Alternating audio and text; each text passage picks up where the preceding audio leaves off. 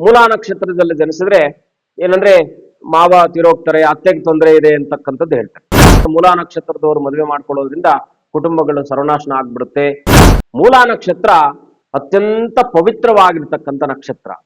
ಈ ಅಪವಾದಗಳು ನಿಜವಾಗಲೂ ಶಾಸ್ತ್ರಕ್ರಮದಲ್ಲಿ ಈ ಅಪವಾದಗಳನ್ನ ಉಲ್ಲೇಖ ಮಾಡಿದ್ದಾರಾ ಇಲ್ವಾ?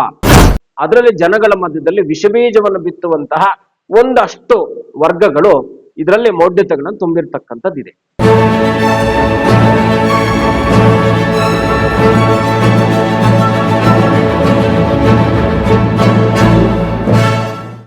ಶ್ರೀ ಗುರುಭ್ಯೋ ನಮಃ.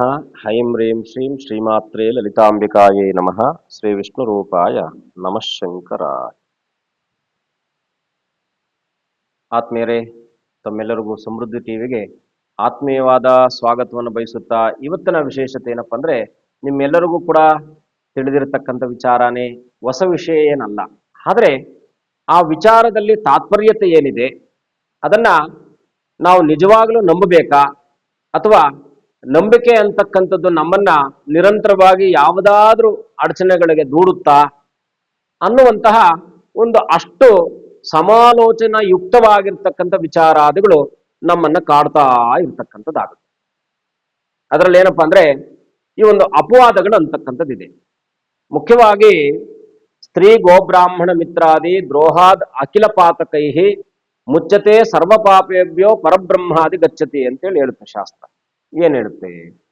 ನಾವು ಸ್ತ್ರೀಯರನ್ನ ನಿಂದನೆ ಮಾಡಬಾರ್ದು, ಗೋವುಗಳಿಗೆ ತೊಂದರೆ ಮಾಡಬಾರ್ದು, ಬ್ರಾಹ್ಮಣರನ್ನ ನಿಂದನೆ ಮಾಡಬಾರ್ದು, ಮತ್ತೆ ನಂಬಿದವರಿಗೆ ದ್ರೋಹ ಮಾಡಬಾರ್ದು ಅಂತಕ್ಕಂಥ ಶಾಸ್ತ್ರದ ನಿಯಮಾನುಸಾರ ಹೇಗಿರುತ್ತಪ್ಪ ಅಂದ್ರೆ, ಯಾರಿಗೂ ಕೂಡ ನೀವು ಕೆಟ್ಟದನ್ನ ಬಯಸಬೇಡಿ ಅಂತಕ್ಕಂಥದ್ದನ್ನೇ ತಿಳಿಸ್ಕೊಟ್ಟಿರ್ತಕ್ಕಂಥ ಏಕಮೇವ ಧರ್ಮ ನಮ್ಮ ಧರ್ಮ.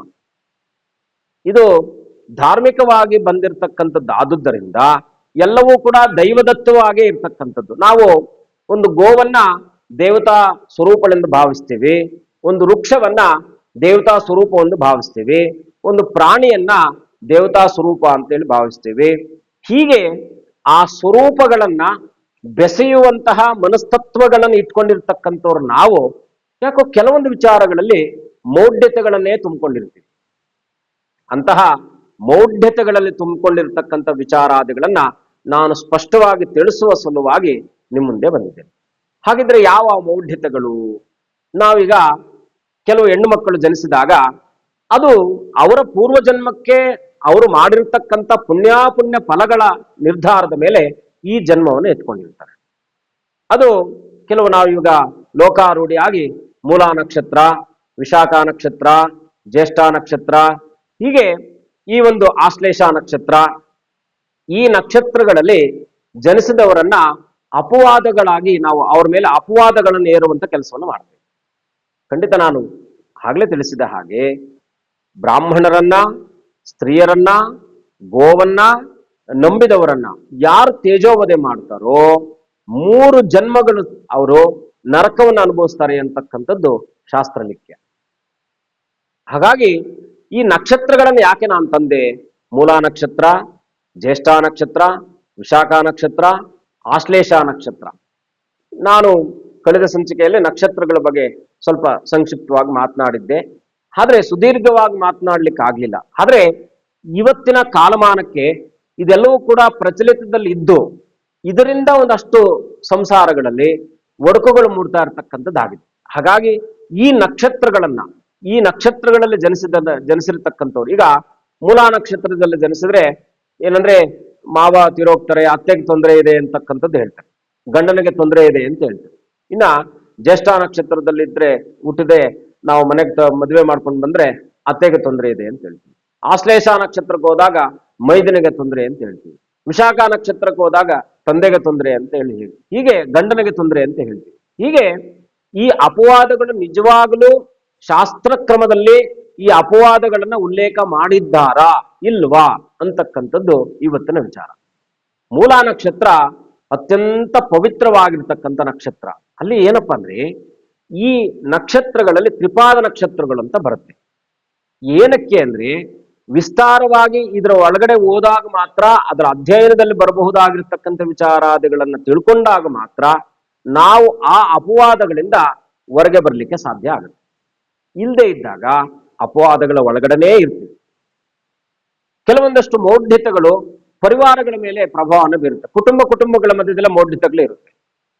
ಅಂತಹ ಮೌಢ್ಯತೆಗಳನ್ನ ಬೀರುವಂತ ಮನಸ್ಸಿನ ಮೇಲೆ ಅಗಾಧವಾಗಿರ್ತಕ್ಕಂಥ ನೋವನ್ನು ಕೊಡ್ತಕ್ಕಂಥ ವಿಚಾರಗಳೇನಪ್ಪ ಅಂದ್ರೆ ಈ ನಕ್ಷತ್ರಗಳಲ್ಲಿ ಹುಟ್ಟಿರ್ತಕ್ಕಂಥ ಹೆಣ್ಣು ಮಕ್ಕಳಿಗೆ ಮಾಡಬಹುದಾದಂತ ಅವಮಾನ ಅಪಮಾನ ಅಂತ.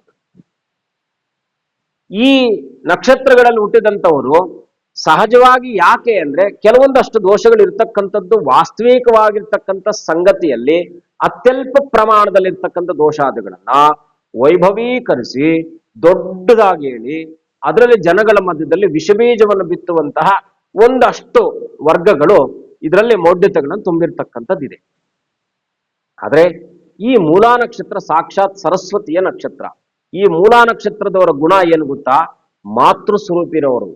ತಾಯಿಯಲ್ಲಿ ಯಾವೆಲ್ಲ ಗುಣಗಳು ಇರಬೇಕೋ, ಹೆಣ್ಣಿನಲ್ಲಿ ಯಾವೆಲ್ಲ ಗುಣಗಳು ಇರಬೇಕೋ ಅಷ್ಟೂ ಗುಣಗಳನ್ನ ಅಡಗಿಸಿಟ್ಕೊಂಡಿರ್ತಕ್ಕಂಥ ಒಂದು ಬೃಹತ್ ಆ ಒಂದು ಶಕ್ತಿಪ್ರದವಾಗಿರ್ತಕ್ಕಂಥ ನಕ್ಷತ್ರಕಾರಕರು ಯಾರಪ್ಪ ಅಂದ್ರೆ ಮೂಲಾ ನಕ್ಷತ್ರದವರು. ಎಲ್ಲವನ್ನು ಕೂಡ ಸಮಚಿತ್ತದಿಂದ ಗುರುವಿಗೆ ಹೇಗೆ ಎಲ್ಲ ಮಕ್ಕಳು ಕೂಡ ಸಮಾನರಾಗಿ ಕಾಣ್ತಾರೋ ಹಾಗೆ ಪ್ರಪಂಚವನ್ನ ಸಮಚಿತ್ತದಿಂದ ನೋಡುವಂತಹ ವ್ಯಕ್ತಿತ್ವಗಳಲ್ಲಿ ಇರ್ತಕ್ಕಂಥವರು ಮೂಲಾ ನಕ್ಷತ್ರದವರು. ಇನ್ನ ಜ್ಯೇಷ್ಠ ನಕ್ಷತ್ರಕ್ಕೆ ಬರೋಣ. ಈ ಜ್ಯೇಷ್ಠ ಯಾಕಂದ್ರೆ ಇವೆಲ್ಲ ತ್ರಿಪಾದ ನಕ್ಷತ್ರಗಳು ಅಂತ, ಯಾಕಂದ್ರೆ ರಾಕ್ಷಸಗಣ ಅಂತಕ್ಕಂಥದ್ದು ಒಂದು ಪದ್ಧತಿ ಇದೆ. ಅದನ್ನ ನಾನು ಯಾಕಂದ್ರೆ ಸಾತ್ವಿಕ, ತಾಮಸಿಕ, ರಾಜಸಿಕ ಅಂತಕ್ಕಂಥ ವ್ಯಕ್ತಿ ನಮ್ಮ ಮನಸ್ಸಿನಲ್ಲಿ ಪ್ರತಿನಿತ್ಯ ಕೂಡ ನಮ್ಮ ಬದುಕಿನಲ್ಲೂ ಕೂಡ ಈ ಮೂರು ಗುಣಗಳ ಪ್ರತಿಯೊಬ್ಬ ಮನುಷ್ಯನಲ್ಲಿ ಇರುತ್ತೆ.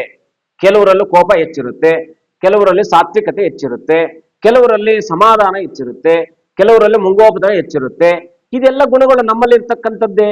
ಹಾಗೆ ನಕ್ಷತ್ರಗಳ ಸ್ವಭಾವಗಳ ಮೇಲೆ ಬರ್ತಕ್ಕಂಥ ಈ ಒಂದು ಸ್ವಭಾವಗಳೇ ಆ ಒಂದು ನಕ್ಷತ್ರಗಳ ಸ್ವಭಾವಗಳು. ಜ್ಯೇಷ್ಠ ನಕ್ಷತ್ರಕ್ಕೆ ಬಂದಾಗ ಅವರು ಗಾಂಭೀರ್ಯತೆ ಇರ್ತಕ್ಕಂಥದ್ದಾಗಿರುತ್ತೆ. ಎಲ್ಲ ವಿಚಾರಗಳಲ್ಲೂ ಕೂಡ ವಿಶೇಷವಾಗಿ ಗಮನ ಹರಿಸುವಂತವರಾಗಿರ್ತಾರೆ ಜ್ಯೇಷ್ಠ ನಕ್ಷತ್ರದವರು. ಯಾವುದೇ ವಿಚಾರವನ್ನು ಕೊಟ್ಟರು ಕೂಡ ಅವರು ಸುಲಲಿತವಾಗಿ ಅದೆಲ್ಲವನ್ನು ಕೂಡ ಕಮೆಂಡಿಂಗ್ ಏನ್ ಮಾಡ್ತಾರೆ, ಅದನ್ನ ಅನುಸರಿಸುವಂಥದ್ದು, ಅದನ್ನು ಸಮಾಧಾನ ಪಡಿಸ್ತಕ್ಕಂಥ ಗುಣವನ್ನ ಜ್ಯೇಷ್ಠ ನಕ್ಷತ್ರದಲ್ಲಿ ನೋಡ್ತೀವಿ. ಇನ್ನ ಆಶ್ಲೇಷ ನಕ್ಷತ್ರಕ್ಕೆ ಬಂದಾಗ ಈ ಆಶ್ಲೇಷ ನಕ್ಷತ್ರದವರು ಅತ್ಯಂತ ಅದ್ಭುತವಾಗಿರ್ತಕ್ಕಂಥ ವ್ಯಕ್ತಿತ್ವಗಳೇ ಇವ್ರ ಸ್ವಭಾವ. ಯಾಕಂದ್ರೆ ಪ್ರತಿಯೊಬ್ಬರನ್ನು ಕೂಡ ತಮ್ಮ ಹಾಗೆ ಬದುಕಬೇಕು ಅಂತಕ್ಕಂಥ ಹಂಬಲದಲ್ಲಿ ಯಾರಾದ್ರೂ ಇದ್ರೆ ಅದು ಆಶ್ಲೇಷ ನಕ್ಷತ್ರದವರು ಮಾತ್ರ. ಇನ್ನ ವಿಶಾಖ ನಕ್ಷತ್ರಕ್ಕೆ ಬಂದಾಗ ಈ ವಿಶಾಖ ನಕ್ಷತ್ರದವರು ಅತ್ಯಂತ ಶ್ರಮಜೀವಿಗಳಾಗಿರ್ತಾರೆ. ಪ್ರತಿನಿತ್ಯವೂ ಕೂಡ ಇನ್ನೊಬ್ಬರಿಗೆ ಮೋಸ ಮಾಡಬೇಕು, ಇನ್ನೊಬ್ಬರ ಹತ್ರ ಕಿತ್ತು ತಿನ್ನಬೇಕಂತಕ್ಕಂಥ ಭಾವನೆಯಲ್ಲಿ ಇರಲ್ಲ ಅವರು. ತಾನು ದುಡಿಬೇಕು, 4 ಜನಕ್ಕೆ ಉಪಕಾರವನ್ನು ಮಾಡಬೇಕು, 4 ಜನಕ್ಕೆ ಏನಾದ್ರೂ ನನ್ನ ಉಪಕಾರವನ್ನು ಮಾಡ್ಕೊಡ್ಬೇಕಂತಕ್ಕಂಥ ಮನಸ್ತತ್ವವನ್ನು ಇಟ್ಕೊಂಡಿರ್ತಕ್ಕಂಥವ್ರು ವಿಶಾಖ ನಕ್ಷತ್ರದವರು. ನಾವು ಮೂಲ ಆಯ್ತು, ಜ್ಯೇಷ್ಠ ಆಯ್ತು, ಆಶ್ಲೇಷ ಆಯ್ತು, ವಿಶಾಖ ಆಯ್ತು. ಇನ್ನ ಈ ನಕ್ಷತ್ರಗಳಲ್ಲಿ ಜನಿಸಿರ್ತಕ್ಕಂಥವರು ಮದುವೆ ವಿಳಂಬ ಆಗುತ್ತೆ ಅಂತಕ್ಕಂಥದ್ದು. ಯಾಕೆ ಅಂದ್ರೆ ಈ ನಕ್ಷತ್ರಗಳಿಗೆ ಬಹಳ ಮುಖ್ಯವಾಗಿ ನಾವು ಗಮನಿಸಬೇಕಾಗಿರ್ತಕ್ಕಂಥದ್ದು, ಈ ನಕ್ಷತ್ರಗಳಲ್ಲಿ ಚಂದ್ರ ಬಂದು ಕೂತ್ಕೊಂಡಾಗ ಚಂದ್ರವೇದೆ ಉಂಟಾಗುತ್ತೆ. ಆ ಕಾರಣದಿಂದ ಚಂದ್ರನೇನಾದ್ರೂ ಕೃಷ್ಣ ಪಕ್ಷನಾಗಿದ್ದು ಅವನೇನಾದ್ರೂ ಕ್ಷೀಣಚಂದ್ರನಾಗಿ ಈ ನಕ್ಷತ್ರಗಳಲ್ಲಿ ಕೂತ್ಕೊಂಡಿದ್ದಾಗ ಸ್ವಲ್ಪ ಮದುವೆಗೆ ವಿಳಂಬ ಆಗ್ತಕ್ಕಂಥದ್ದಾಗುತ್ತೆ. ಅದು ವೈಯಕ್ತಿಕ ಜಾತಕಗಳ ಪರಿಶೀಲನೆ ಮಾಡಿದಾಗ ಮಾತ್ರ ನಾವು ಕೇವಲ ಇದು ಒಂದು ವಿಚಾರದ ಮೇಲೆ ಮಾನದಂಡನೆ ಮಾಡ್ಲಿಕ್ಕಾಗಲ್ಲ. ಹಲವಾರು ವಿಚಾರಗಳನ್ನ ನೋಡಿದಾಗ ಮಾತ್ರ ನಾವು ಅದನ್ನ ಹೇಳಲಿಕ್ಕೆ ಸಾಧ್ಯವಾಗುತ್ತೆ. ಆದ್ರೆ ಇನ್ನೊಂದು ಅಪವಾದ ಏನಪ್ಪಾ ಅಂದ್ರೆ ಮೂಲಾ ನಕ್ಷತ್ರದವರು ಮದುವೆ ಮಾಡ್ಕೊಳ್ಳೋದ್ರಿಂದ ಕುಟುಂಬಗಳು ಸರ್ವನಾಶನ ಆಗ್ಬಿಡುತ್ತೆ.